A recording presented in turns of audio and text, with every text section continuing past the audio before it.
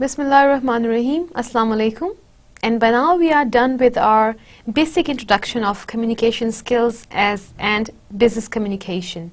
And we have so far in our 3 lectures we discussed in detail what are the basic concepts of business communication in English. Today we are going to build up our discussion on the business English concepts related to writing skills, and that is primarily business writing. In today's talk, we will be exclusively talking about 7 C's of writing. Now, what are 7 C's? Let's explore. 7 C's of writing, when we talk about effective communication, one thing that comes in mind, what are the basic principles of effective communication? Well, these principles tell us how your message can become effective for your target group. These principles also tell about style and importance of the message. These principles commonly known as 7 C's of effective communication. And one major proponent of these principles is Murphy. Let's talk about 7 C's. So, the 7 C's of effective communication are completeness, C, consciousness, C, conciseness, C, consideration, C, concreteness, C, clarity, C, courtesy, and C, correctness. Alright. Now, what do I mean by completeness? Why would I leave a message that is incomplete? But yeah, there are situations when messages are incomplete. Message receiver, either listener or reader, whether it's a written message or an oral message, desire complete information to their question. That is, suppose you're working with a multinational company which is engaging with engineering goods, like air conditions, so on and so forth. Now, let's say one of your major customers wants some technical information regarding thermostat because he wants to convey the same to the end users. In this case, you have to provide him complete information in a short span of time. If possible, provide him some extra information which he does not know. In this way, you can maintain a good business relation with him, otherwise he may switch to an other company. Now, what are these 5 W's that you need to include in order to assure that your message is complete in nature? So, one way to make your message complete is to answer the 5 W's: who, what, when, where, and why. The 5 question method is useful when you write request, announcement, or other informative messages. For instance, to order merchandise, make clear what you want, when you need it, where it is to be sent, who will be sending it, and why do you need it, so the product you receive is according to your needs and befits your needs. Now, conclusion of completeness is that at the end we can say that you must provide the receiver with all necessary information as requested by him, answers to his all questions carefully, and provide some more information which he is not requiring just to maintain good relations. Alright, the second thing is conciseness. Conciseness means convey the message by using fewest words. Conciseness is the prerequisite to effective business communication. As you know that all businessmen have very short time, hence a concise message saves the time and expenses for both the parties. Now, how to achieve the conciseness? For achieving the conciseness, you have to consider the following: avoid wordy expressions, Include only relevant material and avoid unnecessary repetition.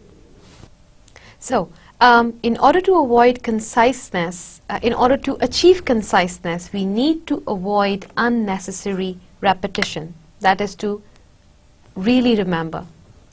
Avoid wordy expressions. For example, what is wordy?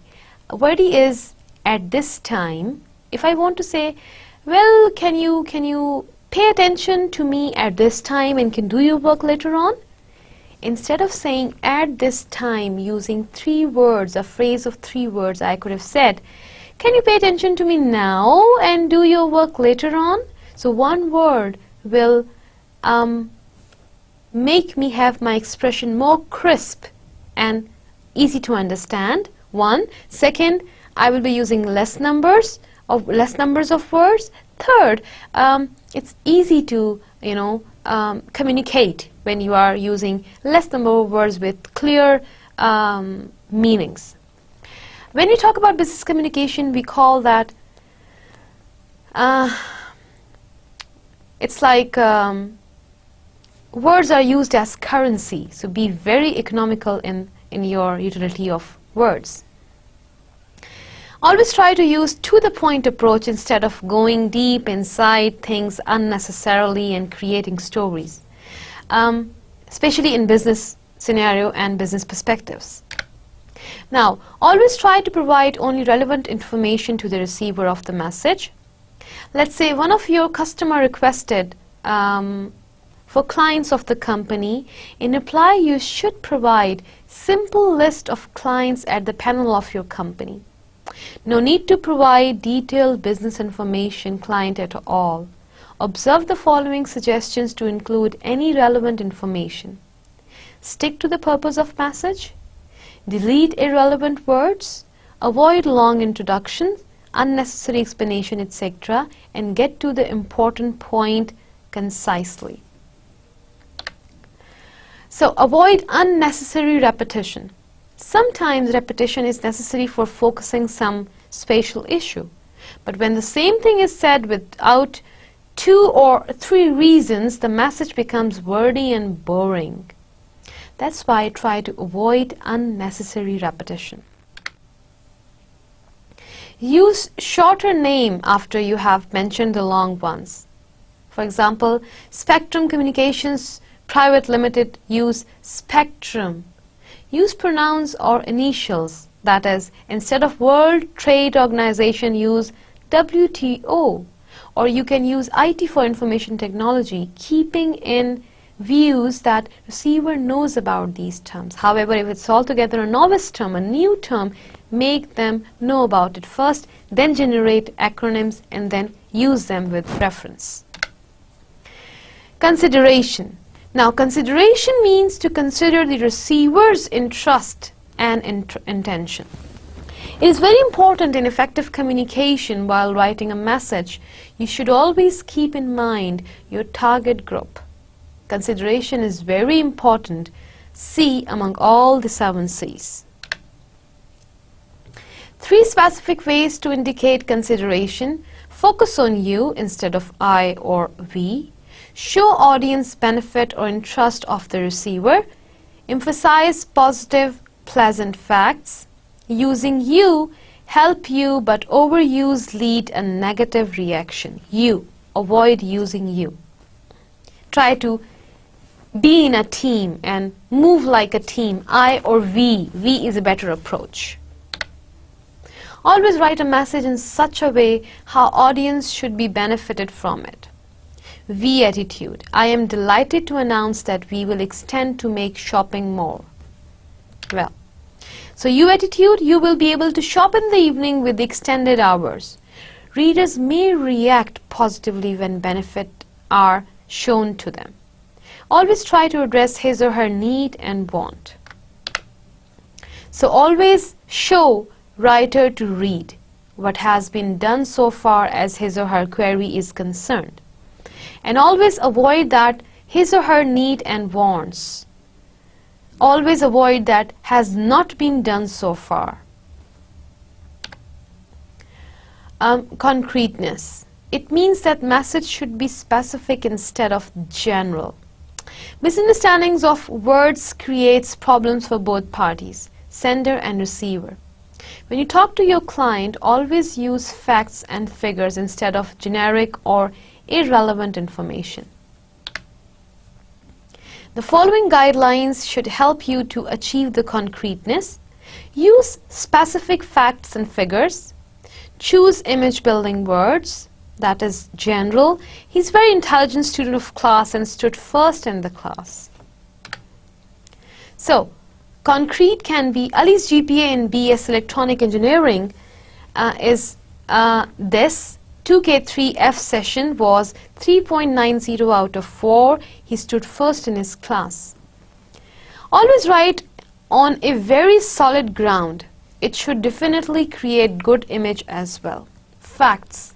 In business, we prefer facts on opinions. Clarity. Accurately is purpose of clarity.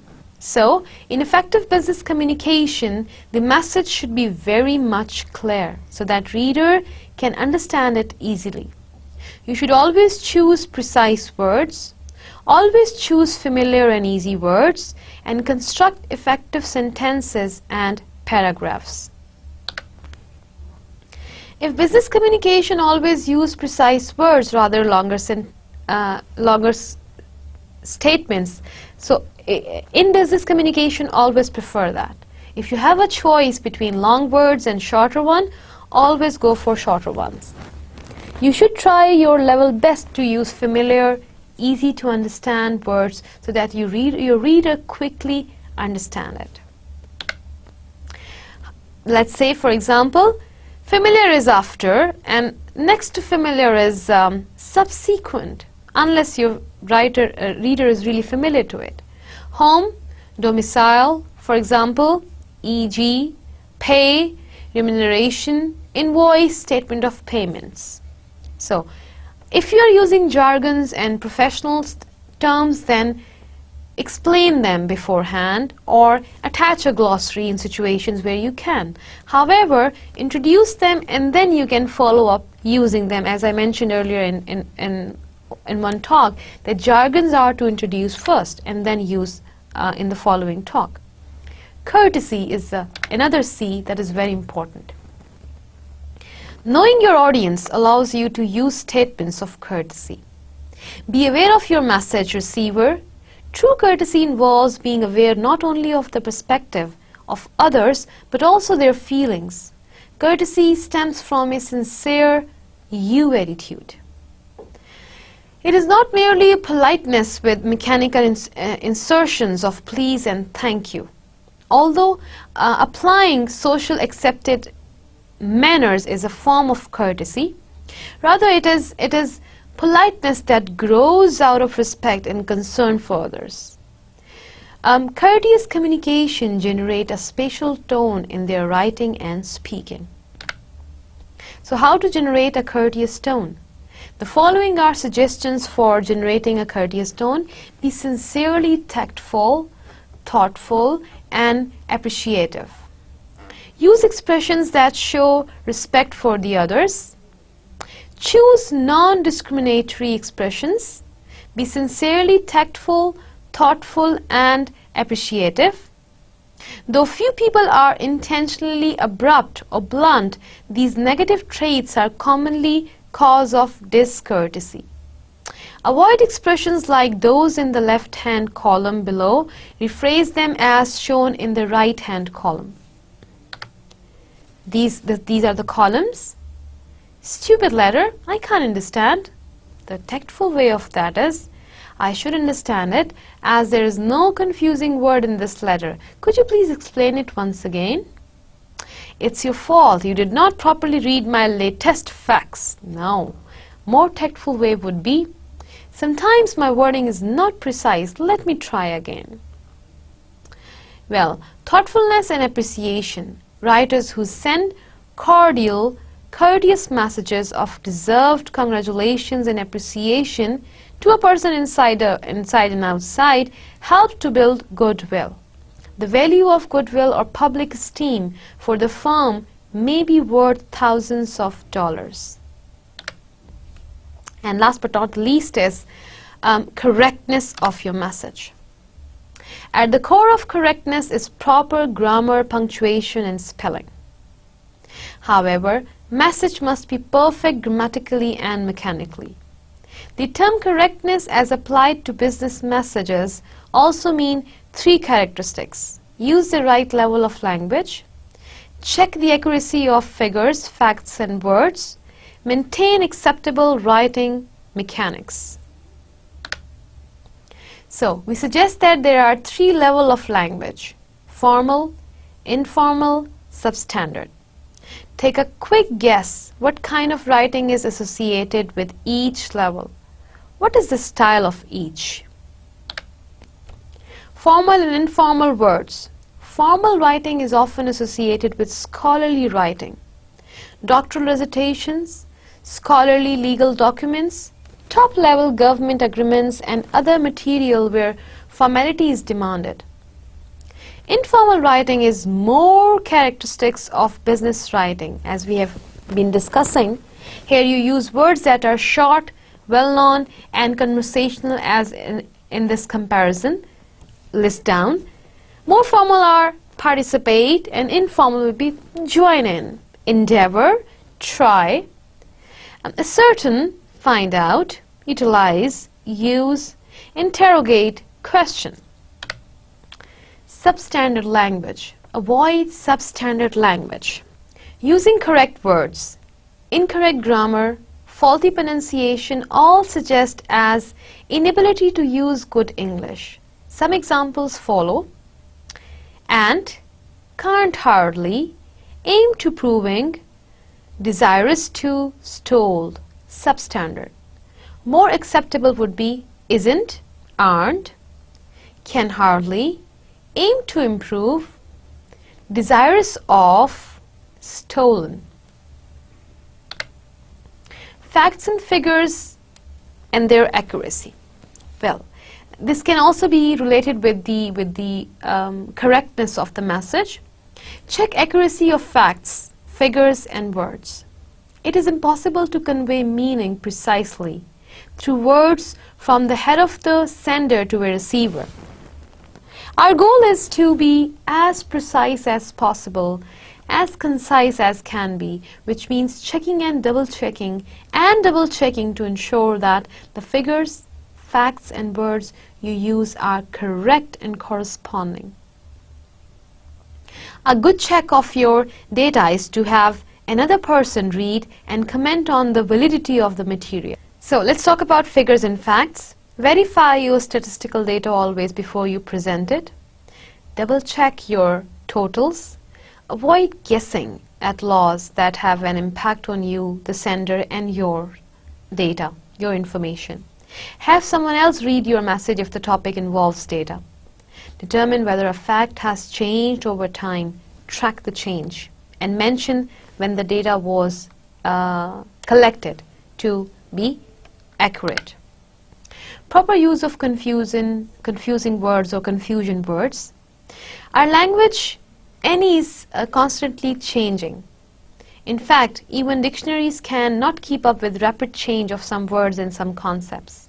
The following words often confuse in usage: a and an. Use a before consonants and consonant sounds or a long U sound. Use an before vowels. Accept or accept. Accept is a verb and means to receive. Accept is a verb or a preposition and relates to omitting or leaving out. Anxious and eager. Anxious implies worry. Eager conveys keen desire. So you have to be very clear about words, their context where they are to be used, the meanings they produce, and that needs your attention and attentive understanding and practice of language. I give one more example here, like you use three words having same kind of dictionary meaning. If you look at the synonyms, you will find all three of them being listed together. Empty, vacant, and hollow. all three of them will give the similar kind of meaning. Like if you open up a dictionary and go for synonym, for empty you will find vacant and hollow as a list in the synonym, but you cannot use them in the same situation. A seat, a chair, a seat can be vacant. It's never empty. A glass can be empty. It's never vacant. Or your thoughts can be hollow. You know, they're never vacant. So, though all these three words produce same kind of meaning, but they are for particular situations. In the same way, always try not to go for synonyms until you check the context in which they are appropriate to be used. And this brings us to the business language lesson of today's talk, lecture 4. Look at the picture. What can you see? Looks like kind of a customer support, sales girl, handing over some recently shopped material. And the message is, the customer is always right. It does not mean that you start religiously accepting what the customer says, but it means, or are they, you need to decide. And if they are not, how to let them know what is right. Not to tell them that you're wrong, let them know what is right. That is a difference of approach. What is customer service like in your country? Well, this is the food for thought for today's lecture. I want you to talk about some customer support in your country, in your city, and what do you think? How do they deal and how should they deal? Look at these 4 situations of customer support. You can see one saleswoman at a bakery. You can see one sales boy at a shop, one girl at a shopping mall, and there is a team at a food spot or a restaurant.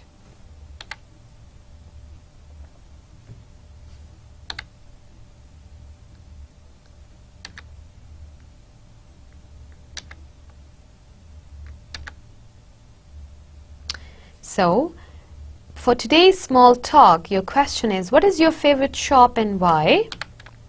How often do you go there and what do you like to buy there? And when you talk about these things, do bring in the information. How do you find these people talking to you when they are dealing with customer care?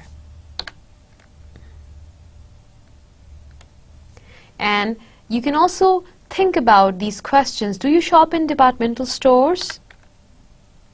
Why? And why not? Now, look at these different nouns that relate to our today's words and nouns that relate to our today's talk. Company, customer, money, news, information, accommodation, progress, research, equipment, phone call, helpline, overtime, and employee. Well, they are nouns. However, we need to know that some are countable nouns and some are uncountable nouns. And then there is another related grammatical concept related with these words. With countable nouns, we can use many, how many. With uncountable, how much. Okay, look at these nouns and put them into the right column. Company, is it a countable noun? Yes. How many companies? How many customers? How much money? Now, how much news? Or how many news? How much are you informed?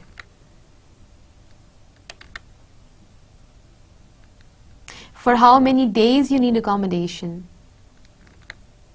How many days? How much progress have you made so far? How much research have you done so far? How much equipment? Or how many of the machines? How many phone calls? How many helplines? How much overtime? How many employees do you have? Very good.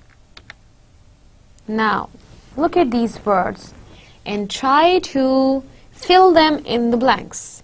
I give you a minute to look at the screen and focus on your answer. This exercise will help you understand the meaning and context.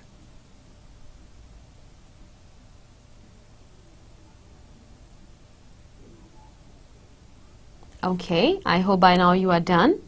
Let's see your answers.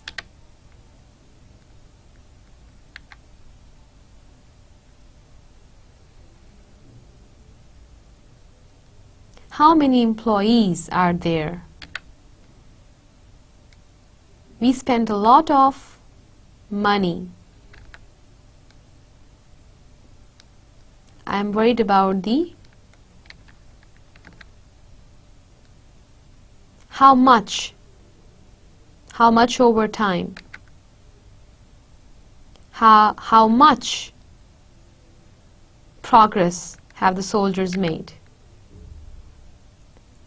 The company is doing a lot of market research.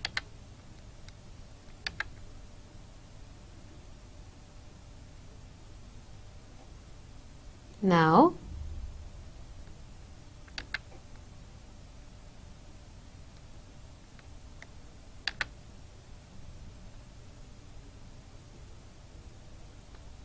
can I help you? It's a dialogue that you have to answer. Look at the dialogue and fill in the blanks. The very first is done for you. Alright, I hope you're done by now. Let us check our answers.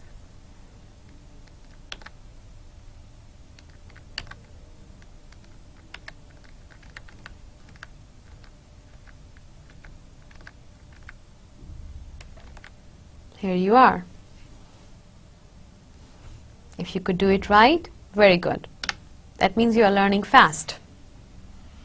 Okay. Now, I want you to think of a role play and create a dialogue and write a dialogue as you are two people talking to each other, and you are going to play a role of both person A and person B.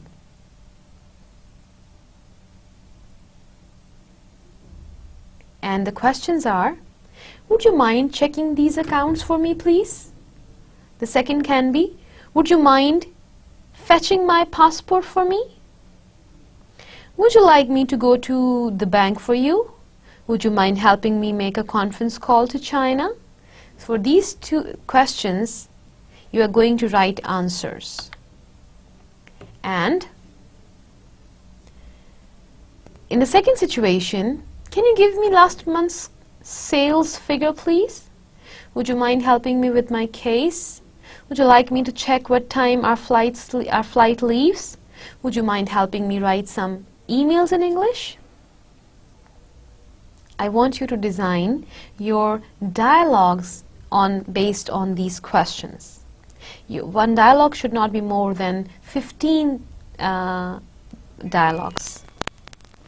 So, I have given you a homework to design your two sets of dialogues for two situations. This is situation A, this is situation B.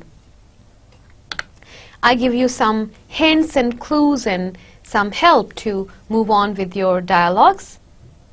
Like in situation A, you can greet the customer, you can ask for information, apologize for the problem and explain why it happened, and make an offer to keep the customer happy. Refund, discount, or exchange, any strategy.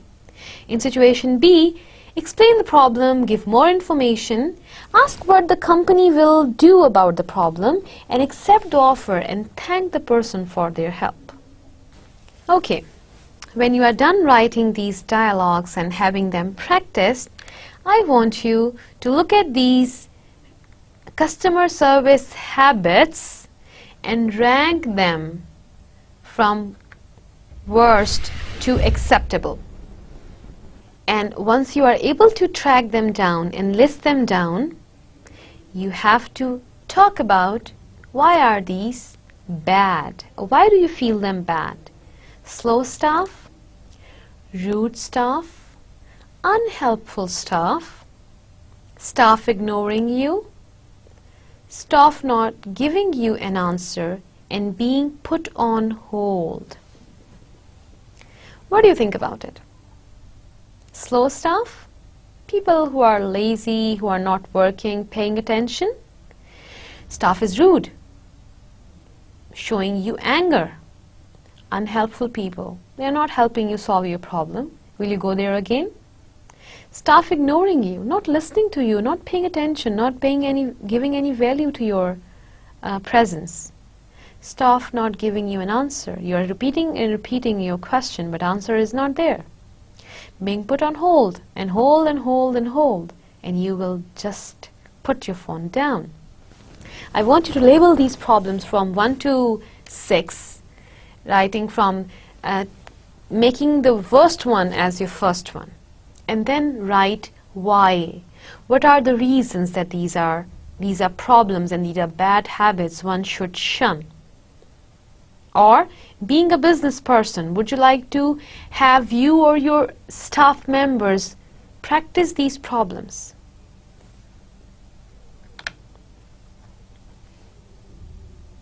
And this will help you, these questions will help you think about thinking about these habits, whether they are good or bad, or if they are good or bad, what type of experiences you have had in your past.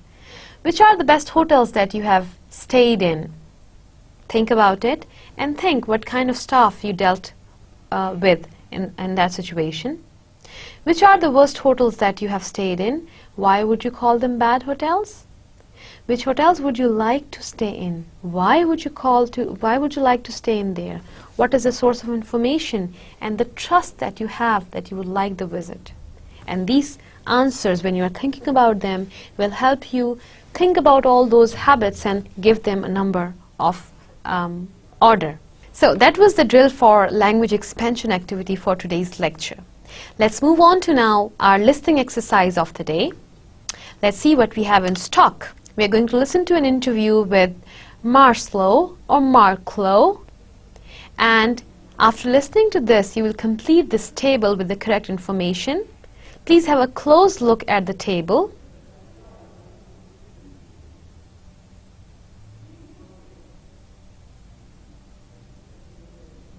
Okay.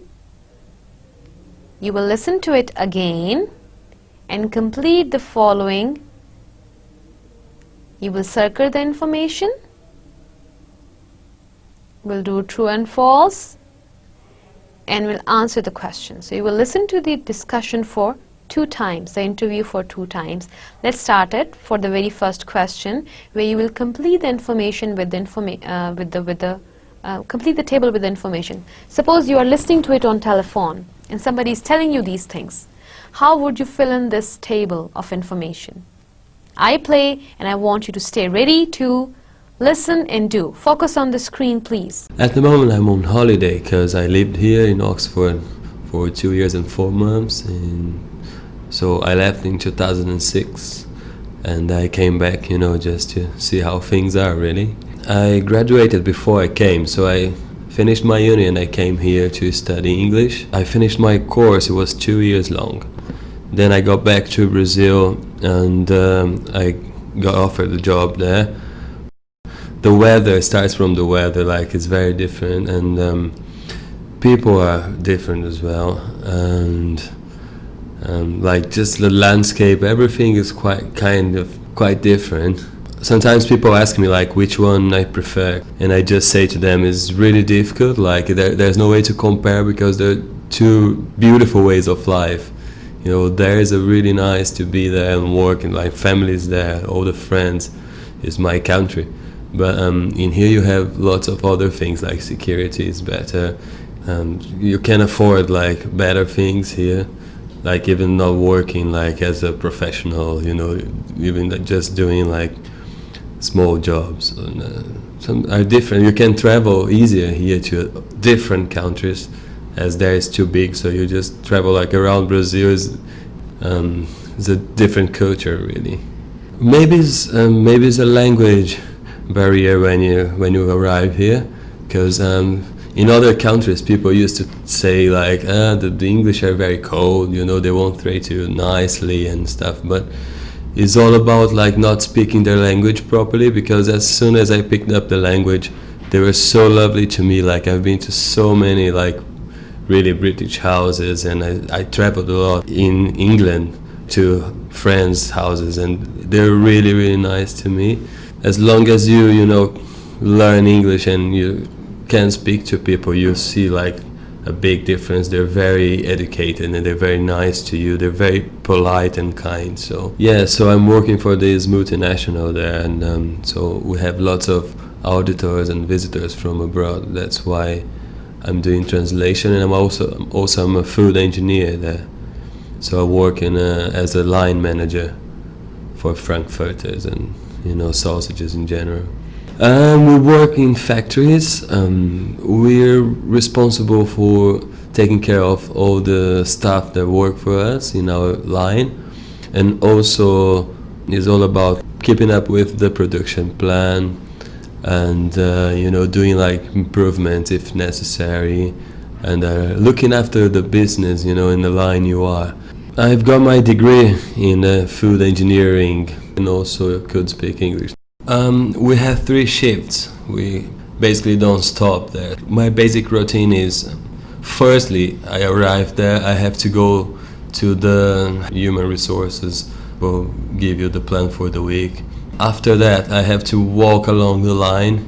It's a very long line, the line I work for. I have like 6 separated areas to look after, so I have to walk along and, you know, at least say hello to people, see if they're well, see if everything is well, the equipment and the product is keeping up with the standards. After that, you have to reply to your emails, which takes quite a long time as well.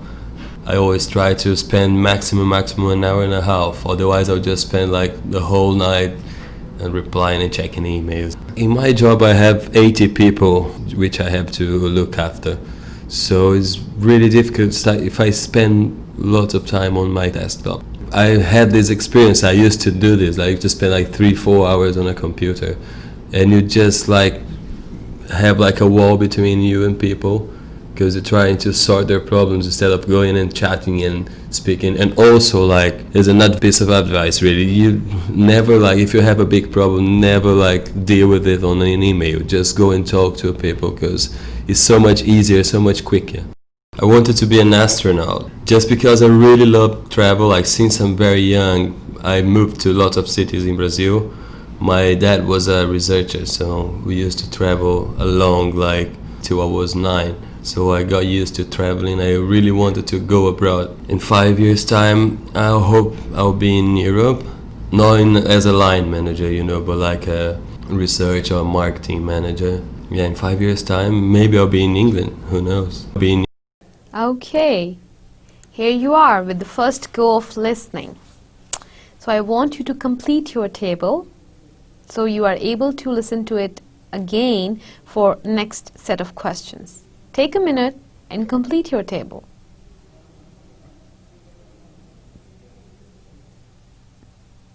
All right. Since you're ready to do it again, for the next set of questions, now listen to this audio and try to answer these questions. At the moment I'm on holiday because I lived here in Oxford for 2 years and 4 months, and so I left in 2006. And I came back, you know, just to see how things are, really. I graduated before I came, so I finished my uni and I came here to study English. I finished my course, it was 2 years long. Then I got back to Brazil and I got offered a job there.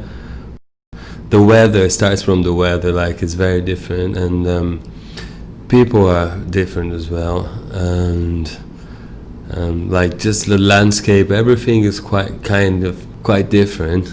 Sometimes people ask me like which one I prefer, and I just say to them it's really difficult, like there's no way to compare, because they're 2 beautiful ways of life. You know, there is a really nice to be there and work, and like families there, all the friends, is my country. But in here you have lots of other things, like security is better, You can afford like better things here, like even not working like as a professional, you know, even just doing like small jobs. And, some are different. You can travel easier here to different countries, as there is too big. So you just travel like around Brazil. It's a different culture, really. Maybe it's a language barrier when you arrive here, because in other countries people used to say like the English are very cold, you know, they won't treat you nicely and stuff, but it's all about like not speaking their language properly, because as soon as I picked up the language, they were so lovely to me. Like I've been to so many like really British houses, and I traveled a lot in England to friends' houses, and they're really, really nice to me.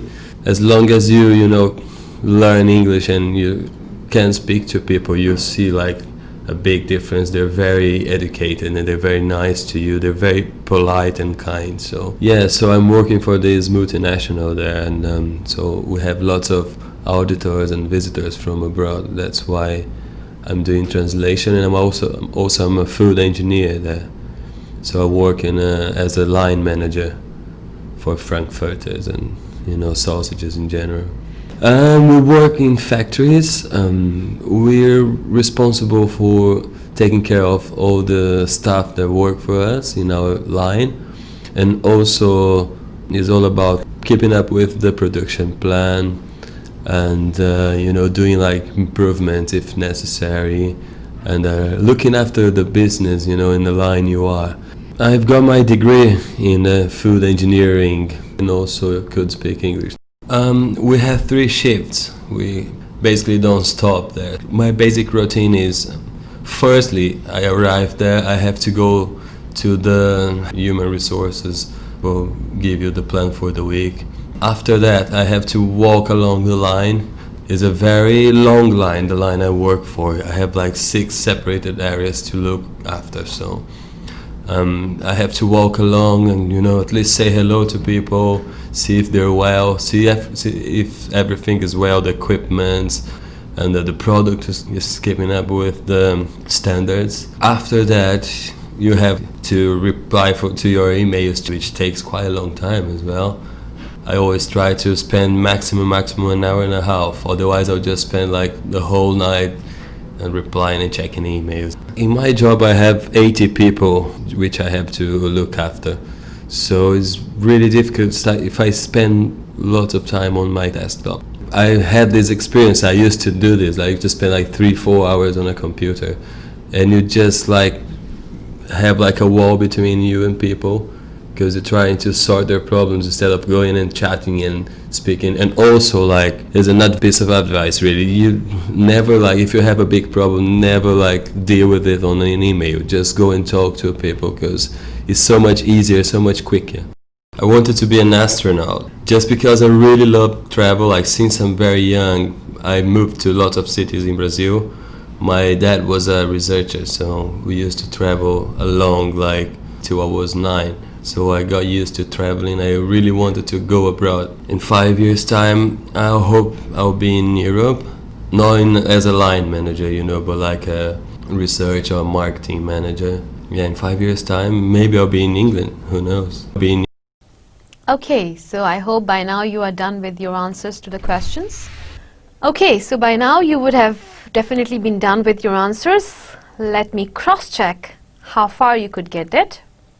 Please look at your table and let me know if in your table for option 1, if you wrote Brazil, for 2 years, for 3 frankfurters, sausages, for the 4th one, number of different shifts, 3, 5th one, 80, number of people that Marcos look after, 80 people. Number of areas that Marco looks after, 6. The Marco's father's job, researcher. Now, you had to circle the correct information. So, The very first answer, Marklo is currently in the UK on holiday or business. Holiday. And Marklo prefers the UK. He has no preference. Marklo says the most important thing about living abroad is what? Is basically knowing the language. Now you have to decide between true and false situation. Is English important in English is important in Marklo's job? What do you think? Well, that's true. Marklo is an auditor and translator.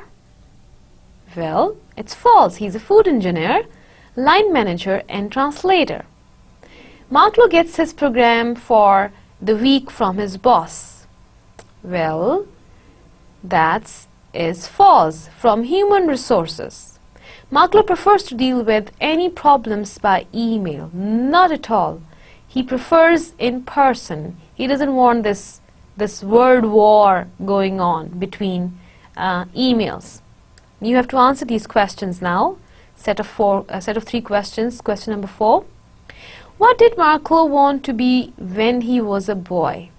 He wanted to be an astronaut. What job would Marklo like to have in the future? Well, he would like to be in marketing or research manager. What does Marklo hope to be in 5 years' time? Well, he wants to go to Europe or England. Now, when you are, this was all about the listening talk and listening lesson. Now, one additional expansion of your listening activity is, for these listening audios, I am attaching listening transcripts as well. So, if you go through the transcripts, you will find some language items that you may think are grammatically wrong, or they have an error, or they are misused. However, they are it's a model interview. It's not a perfect interview. Okay, this is just an interview taken and used for this activity. It's not a perfect interview with perfect English. Okay, so there are some errors that you might want to correct for your usage. Look at these errors. Then I got back to Brazil. It's better to say I went back to Brazil. It's my country, but in here you have lots of other things like security. It's my country, but here you have lots of, in here it's better to say here. In other countries, people used to, people often say, I have 80 people which I have to look after, that I have to look after, which we use for non-living participants. You're trying to sort out their problems instead of going and chatting. Well, you're trying to sort their problems. Since I was very young, I was very young. It's a shift of time expression. All right. Now, this was all about our listening drill of lecture 4. All right. So, let us quickly review what we completed in today's talk. This was lecture 4 of Business English. And in first 3 lectures, we talked about the basics of communication skills and business communication, the leadership quality of a business person, and so on and so forth. We tried to incorporate all the basic concepts that we need to have in order to build up our concepts of business communication. The 4th lecture exclusively was about the 7 C's of communication, that although it deals with both of the mediums when you are communicating in spoken or communicating in written form, you are basically dealing with 7 C's. However, they are more taken care of when you are writing, because you have more time to think and plan and do and redo your activities. So these 7 C's were completeness, that your message has to be complete, and you have to take care of the 5 W's when you are answering the completeness of a statement. Conciseness, you have to be precise, to the point, considering that time, money, and words, they are currency of business. Consideration, how you have to consider the situation, the feelings, the emotions, the perceptual screen of the receiver of the message. Concreteness, how to prefer knowledge to be concrete in the light of the facts you are providing. Avoid giving opinions, and whatever you provide, try to provide this into in the medium that is understandable and clear to your receiver. Then clarity. Clarity, the message has to be very clear. A message that gives more than one or two or three different meanings is always ambiguous. An ambiguous message will not get you the results that you would expect or desire. So your objective is not served well if you have ambiguity in the message. So clarity always ensures that you are able to achieve your objectives. And for that matter, you can ensure that your message is delivered. And how do you ensure that? By the usage of diagrams and pictures, and using 2 or 3 different ways of confirming that your message is delivered as well as received, and received as intended. Courtesy, politeness, how do you add politeness of tone? By being careful about language and diction in the message. And the correctness, for sure. Correctness is one thing that has to be there, otherwise there is no point if your message has been crossed, because if it is not correct, it will not serve the purpose.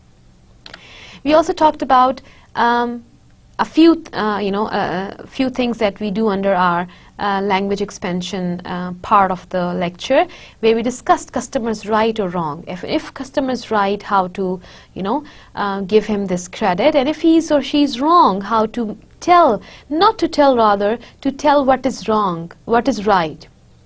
What are the bad habits that you would not like when you are dealing with some kind of business out there?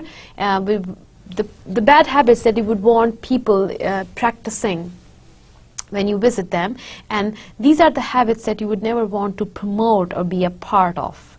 And then we also discussed the language item that was countable versus uncountable, bringing in the vocabulary items related to customs and companies and professions. And we had our listening activity related to an interview given by a foreigner who learned English language, and he tells you how the language helped him in United Kingdom, and what are the small details related to knowing a language and then knowing culture and people related to that language and culture. This was all about today's talk, and this was lecture 4 of Business English. I'll see you with lecture 5 inshallah next time. Till then, Allah Hafiz.